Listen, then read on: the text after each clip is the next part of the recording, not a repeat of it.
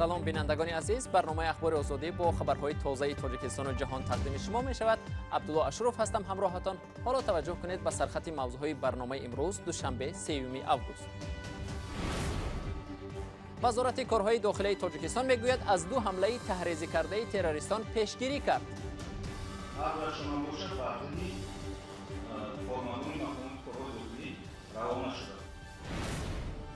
پس از مناقشه یک مهاجر کاری با پاسبان در بازار تیاپلیستان در شهر مسکو، همه مهاجران کاری تاجیک مورد هدف پلیس قرار گرفتند. پاندمی کرونا ویروس حج امساله در عربستان سعودی و تجلیل عید قربان را در تاجیکستان محدود کرد. کودکان سر آمدن. کنفیت یک چیز دادیم. مقامات وزارت کارهای داخلی تاجیکستان گفتند که در نیم سال گذشته از 2 حمله به گفته آنها تروریستی پیشگیری کردند. شادی حفیظزاده، سردار ریاستی مبارزه با جنایت‌های متشکل، امروز در نشست خبری در شهر دوشنبه در این رابطه خبر داد. به گفته مقامات هر 2 حمله را پیروانی به نام دولت اسلامی، سازمانی در تاجیکستان ممنوع، تحریزی کرده بودند. تفصیلات موضوع در گزارش همکارم سرویناز روح‌الله. مقامات وزارت کارهای داخلی تاجیکستان گفتند در نیم سال گذشته از 2 حمله به گفته آنها تروریستی پیشگیری کردند. در نشست خبری این نهاد گفته شد هر 2 حمله را جانبداران گروه تندروی دولت اسلامی طرحریزی کرده بودند. هر 2 حملات تروریستی از جانب اعضای تشکیلات تروریستی اکستریمیستی دولت اسلامی به نقشه گرفته بودند و در مرحله عملی شوی پیشگیری کرده شدند. هر دوشان باشد بر کارمندان مقامات کارهای داخلی روانه شده بود. یکی آنها نسبتی مقامات نسبتی دقیق کردگی ناحیه شهرینه و منطقه نویه رشت. وزارت کارهای داخلی تاجیکستان همچنین از آشکار شدن 875 جنایت خصوصیت تروریستی و اکستریمیستی داشته خبر داد. شادی حفیظزاده، سردار ریاست مبارزه با جنایت‌های سازمان یافته این وزارت گفت در نیم سال بیش از 200 عضو سازمان‌های تروریستی و افراطگرا را دستگیر کردند. و شمار افرادی دستگیر شده را چنین برشمرد. از این شماره 203 نفر اعضای تشکیلات تروریستی اکستریمیستی برادران مسلمان، 27 نفر اعضای تشکیلات تروریستی اکستریمیستی دولت اسلامی، 17 نفر سلفیه، 8 نفر جماعت انصارالله، 4 نفر گروه 24، 3 نفر حزب نهضت اسلام، 3 نفر القاعده، 2 نفر حزب تحریر، 1 نفر حرکت اسلامی ازبکستان، 1 نفر اعضای طالبان و 1 نفر اعضای جماعت تبلیغ دستگیر و به جنایتی جلب کرده شد. نظر متهمان و پیوندان و وکیلان دفاع آنها معلوم نیست. مقامات در گذشته نوار بعضی از بازداشت‌شده‌ها و ابراز پشیمانی آنها را در تلویزیون‌های دولتی پخش کردند، اما معلوم نیست آن تحت چه شرایط ثبت شده است. سازمان‌های حامی حقوق انسان سال‌های اخیر تاجیکستان را برای آن تنقید می‌کنند که با بهانه مبارزه با تروریسم و افراطگرایی آزادی‌های سیاسی و مذهبی را در کشور محدود می‌کند. انتقادی که مقامات آن را قبول ندارند. سلام، اگر خط و خبر می‌خواهید ما داریم. نوید بامدادی، سرخط خبرها، اخبار تاجیکستان و جهان، گزارش‌ها و تحلیل‌ها. چی می‌گذرد و چرا؟ دانستن فهمیدن است. زمینه یا اپ ما را بگیرید. در شهر مسکو در بازار نزد ایستگاه مترو تیاپلیستان نیروهای پلیس 2 روز باز 10 مهاجر کاری تاجیک را بازداشت می‌کنند. بازداشت مهاجران کاری پس از آن رخ داد که کارمندان پلیس مسکو نتوانستند یک شهروند تاجیکستان را که با پاسبان بازار جنجال کرده بود بازداشت کنند. در شبکه‌های اجتماعی یک پارچه نوار نشر شده است که دیده می‌شود یک گروه مهاجران تاجیک همدیارانشان را که در دستش زولانه است از ماشین پلیس بیرون می‌کشند و نمی‌گذارند پلیس او را با خود ببرد. همکارم میرزانبی خالقزاد این موضوع را پیگیری داشت و حالا با ما در استودیو قرار دارد. میرزانبی، حالا وضع مهاجران تاجیک در بازار تیاپلیستان چگونه است و تقدیر آنهایی که بازداشت شدند چی شد؟ سلام عبدالله جان، تشکر. پس از حادثه روز 1 اوگوست که نافهمی میان یک مهاجر با پاسبان همین بازار باعث دعوت شدن نیروهای پلیس شد، هر روز در این بازار رید و یا به اصطلاح شکار مهاجران کاری ادامه دارد. کارمندان پلیس به بازار آمده گروه مهاجران را بازداشت و به اداره‌های پلیس میبرند. مهاجران میگویند فرقی ندارد که شخص در این ماجرا شرکت داشت و یا نه. پلیس همه را بازداشت میکند. از این رو قسمی از مهاجران تاجیک که در این بازار به تجارت مشغول هستند بنابر خف بازداشت شدن از سوی پلیس به جای کارشان حاضر نمیشوند. پلیس مسکوی آن منطقه یعنی در همون شهرک تیوپلیستان ریدها گذرانده ایستاده است.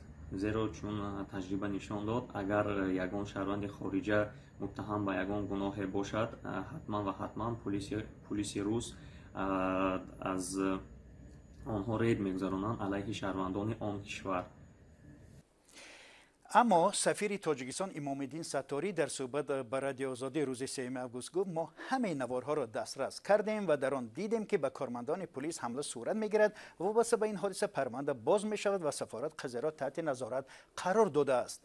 جناب سفیر افزود در نوارهای ویدیویی جریان حادثه پوره مشاهده کرده می شود. بر اساس تفتیشات پیشکی که ادامه دارد 2 شهروند تاجیکستان بازداشت شدند و به هر حال منتظر نتیجه این تفتیشات هستند. اداره پلیس در حال حاضر مشغول این حادثه است. عبدالله ببینید میرزا که این قضیه خیلی زود توجه حامیان حقوق را جلب کرد و برخی از آنها در جریان واقعی رخ داده هستند. میرزا حامیان حقوق در این رابطه چی میگویند؟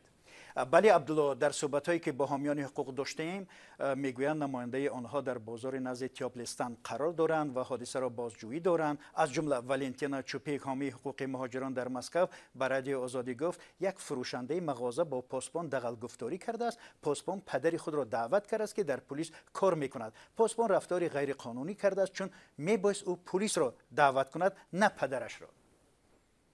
Они находились как в отделе. مهاجران را بازداشت کرده به اداره های پلیس تیوپلیستان و کمونارکا برده‌اند. هر کدام را برای اطاعت نکردن به امر پلیس 1000 روبل روسی جریمه بستند. من به آنها گفتم امروز نزد من آیید برای بیکار کردن این جریمه کمک میکنم. اما به گمان است که آنها بیایند چون که همه ترسویند.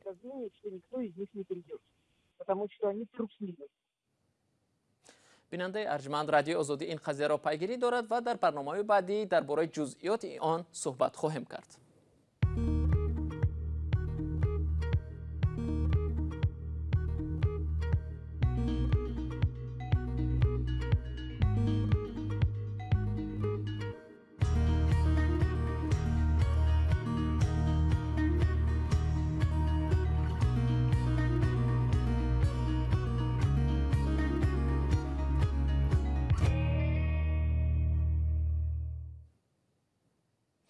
روز یکشنبه 2 اوگوست زائران کمشمار از سنگزنی شیطان رمزی در وادی مینو تکمیل نموده به مکه برگشتند. سپس آنها با نگاهداشت مسافه‌گیری اجتماعی طواف کعبه نموده مراسم امساله حج را به انجام رسانیدند. هر سال در مراسم حج نزدیک به 2.5 میلیون مسلمان اشتراک می‌کنند، ولی امسال پاندمی کرونا ویروس و چاره‌های امنیتی مربوط به آن باعث شدند که به حج امساله همگی 10,000 نفر راه یابد. مقامات عربستان سعودی قبل از حج و بعد ادای آن زائران را از معاینه طبی گذراندند. بر علاوه حاجیان مجبور بودند که در جریان بود و باش در مکه و مدینه و به ویژه روزهای عید قربان نقاب پوشند. امسال در تاجیکستان هم تجلیل عید قربان با نظرداشت پاندمی کرونا ویروس میبایست بدون نماز دست جمعی، عیدانه، عیدگردک و ضیافت‌های بزرگ دایر شود. خبرنگاران تلویزیونی نستایش وریم در این باره گزارش تهیه کردند که همکارم طاهری سفر آن را پیشکش می‌کند. مسلمانان در تاجیکستان عادتاً پس از نماز دست جمعی عید قربان به آرامگاه‌ها رفته در سر قبر نزدیکانشان دعا و فاتحه می‌خوانند. امسال بنابر سرعت کرونا ویروس در مسجدها نماز عید قربان دایر نشد، اما زیارت قبر نزدیکان ممنوع نیست و از این رو در دوام 3 روز عید در این آرامگاه شهر دوشنبه مثل هر ساله زائران زیاد بودند. در عرفه عید روحانیان از ساکنان دعوت کرده بودند که قبل از عید قربان به آرامگاه روند تا در روز عید در آنجا مردم زیاد جمع نآیند، اما با وجود این در روز عید ساکنان زیاد به آرامگاه آمدند چون این عادت برای ساکنان مقدس است. ما مسجد نرفتیم، خانه به خوندیم و یا نمازمون من برای کسلی کرونا ویروس من میهمانی با نرفتیم. من امروز اومدیم زیارت کرده شدیم اوچامو اوتامو خشتاوروا نزدی شوهرم بیام انا 16 سال شد کودکان سر آمدن کنفیت پنفیت یک چی دادیم با همین تمام کودکان در خونه شتگی کارانتین کوزی ما هم از زیارت میکنیم میریم. بنابر پاندمی کرونا ویروس بسیاری از ساکنان تاجیکستان عید قربان را در خانه هایشان تجلیل کردند، اما بودند آنهایی که به عیادت نزدیکان رفتند. با خونه میریم عید رو دوام میدیم، خونه خشتاورو میریم دو میخونیم. تمام. با گفته مقامات رسمی سرایت کرونا ویروس به ساکنان به تدریج کاهش یافته است. هر روز در تاجیکستان بیشتر از 40-50 حالت سرایت شهروندان به بیماری همگیر کووید 19 ثبت می شود. تا این دم از کرونا ویروس 61 نفر جان باختند.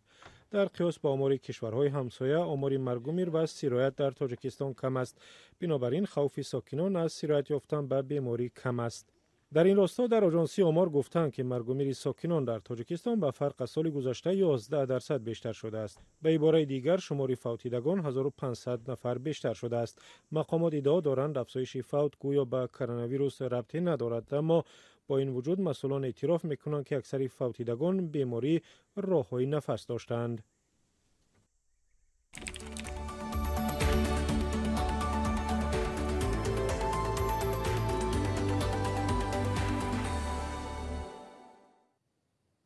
خدمات گمرکی تاجیکستان در پی سنجش و یا اتستاتسیا دهها کارمندش را از کار آزاد کرده گروهی را با وظیفه‌های پایین‌تر تعیین کرده است. ارزیابی سطح کسبی کارمندان بعد از انتقاد پرزیدنت از کار مأموران گمرک در ماه می سال 2019 آغاز شد. در این پی برخی از کارمندان آزاد شده از وظیفه به دادگاه شکایت کرده از کار رانده شدنشان را بی اساس خواندنده بودند. تفصیلات بیشتر در گزارش همکارم امردین اولیموف. خدمات گمرکی تاجیکستان در پی سنجش سطح کسبی دهها کارمندش را از کار آزاد کرده گروهی را با وظیفه‌های پایین‌تر تعیین کرده است. خورشید کریمزاده رهبر خدمات گمرک ضمن نشست خبری در دوشنبه گفت بعد امتحان 118 کارمند را از کار آزاد کردند و 36 نفر با وظیفه‌های پست‌تر تعیین شدند.